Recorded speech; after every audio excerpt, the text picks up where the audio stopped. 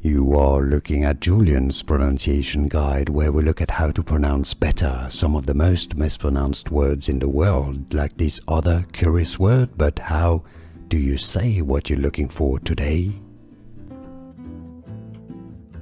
We are looking at how to pronounce these two words, and we'll be looking at how to say more homophones and more confusing words and vocabulary in English. So stay tuned to the channel to learn more. So are those two pronounced the same way? Well, the short answer is yes and no.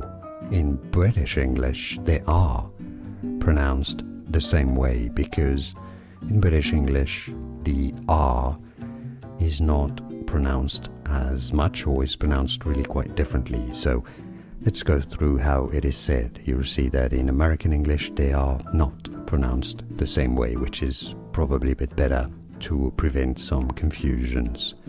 So in British English, those are pronounced as porn, porn, yes. So that's for pornography, and also for this chess, the piece of used in chess, the pawn. Now in American English, they are pronounced differently. The top word is pronounced as porn, porn, while the bottom word, the chess piece, is said as pawn, pawn in American English, or pawn in British English. I hope that all makes sense. Let me know in the comments.